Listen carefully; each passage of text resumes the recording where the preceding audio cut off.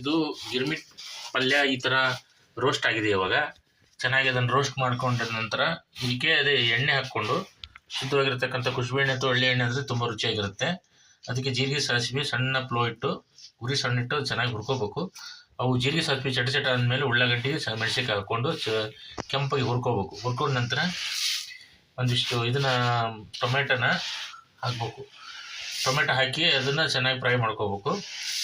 ಆ ಪಲ್ಯ ಒಂದು ಸ್ವಲ್ಪ ತಿಂದು ನೋಡ್ಬೇಕು, ಅದು ಹುಳಿ ಇರಬೇಕು, ಒಂಚೂರು ಹುಳಿ ಇದ್ರೆ ರುಚಿ ಬರುತ್ತೆ ಗಿರ್ಮಿಟ್ಟು. ಆಮೇಲೆ ಅದಕ್ಕೆ ಒಂಚೂರು ಚಿಟಿಕೆ ಅರಿಶಿಣ ಪುಡಿ, ಒಂಚೂರು ಸಕ್ಕರೆ, ಅರ್ಧ ಚಮಚ ಅಥವಾ ಒಂದು ಚಿಟಿಕೆ ಸಕ್ಕರೆ ಹಾಕ್ಕೊಂಡು ಈ ರೀತಿ ಅದನ್ನು ಚುರುಮರಿಯನ್ನು ಈ ದಾವಣಗೆರೆ ಮಂಡಕ್ಕಿನೇ ಬೇಕು. ಇದಕ್ಕೆ ದಾವಣಗೆರೆ ಮಂಡಕ್ಕಿ ಇದ್ರೆ ಮಾತ್ರ ಗಿರ್ಮಿಟ್ಟಿ ರುಚಿ ಆಗುತ್ತೆ. ಅದನ್ನು ಕ್ಲೀನ್ ಮಾಡ್ಕೊಳ್ಬೇಕು. ಈ ಥರ ಕ್ಲೀನ್ ಮಾಡಿಕೊಂಡು ಸೇರಿ ಹಾಕ್ಬೇಕು. ಇದಕ್ಕೆ ಗಿರ್ಮಿಟ್ಟಿಗೆ ಹಾಕಿ ಕಲಿಸ್ಕೋಬೇಕು. ಕಲಿಸಿದ ನಂತರ ಅದ್ರ ಮೇಲೆ ಒಂದು ಸ್ವಲ್ಪ ಪುಟಾಣಿ ಹಿಟ್ಟನ್ನು ಗ್ರಾಮ್ ಫ್ಲೋರ್ ಅಂತ ಏನು ಹೇಳ್ತೀವಿ, ಪುಟಾಣಿ ಹಿಟ್ಟನ್ನು ಹಾಕಿ ಕಲಿಸ್ಬೇಕು. ಕಲಿಸಿದ ಮೇಲೆ ಅದು ತಿನ್ನೋದಕ್ಕೆ ರೆಡಿ ಆಗುತ್ತೆ. ಅದಾದಮೇಲೆ ಮಿಕ್ಸರು. ನಮಸ್ಕಾರ ಸ್ನೇಹಿತರೆ. ಇದಕ್ಕೆ ರುಚಿಗೆ ತಕ್ಕಷ್ಟು ಒಂದಿಟ್ಟು ಉಪ್ಪೆಲ್ಲ ಹಾಕ್ಕೊಂಡು ಗೊಚ್ಚ ಚೆನ್ನಾಗಿ ಮಾಡಿಕೊಂಡು ಈ ತೀರ ಚೆನ್ನಾಗಿ ಕಲಿಸ್ಕೊಳ್ಳಿ. ಅದಕ್ಕೆ ಇದಕ್ಕಿಂತ ದೊಡ್ಡದು ಗುಂಡಿ ಥರ ಇದ್ದರೆ ಸ್ವಲ್ಪ ಚೆನ್ನಾಗಿರುತ್ತೆ ಅದನ್ನು ಕಾಲಿಸ್ಲಿಕ್ಕೆ, ಗಿರ್ಮಿಟ್ಟಿ ಕಾಲಿಸ್ಲಿಕ್ಕೆ. ಚೆನ್ನಾಗಿ ತಿರುಗಬೇಕು. ಚೆನ್ನಾಗಿ ತಿರುಗಿದ್ರೆ ಅದು ಚೆನ್ನಾಗಿ ಕೂಡ್ಕೊಳ್ಳುತ್ತೆ.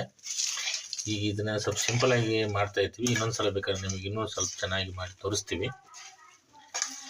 ಮಾಡ್ಕೊಂಡ್ಮೇಲೆ ಇದಕ್ಕೆ ಮಿಕ್ಸರ್ ಇದ್ದರೆ ಮೇಲೆ ಒಂದು ಸ್ವಲ್ಪ ಮಿಕ್ಸರ್ ಉದುರಿಸ್ಕೊಂಡು, ಕೊತ್ತಂಬರಿ ಸೊಪ್ಪು ಉದುರಿಸ್ಕೊಂಡು, ಹಸಿ ಈರುಳ್ಳಿ ಹಸಿ ಟೊಮೆಟೊ ಇದ್ರೂ ರುಚಿ ಬರುತ್ತೆ.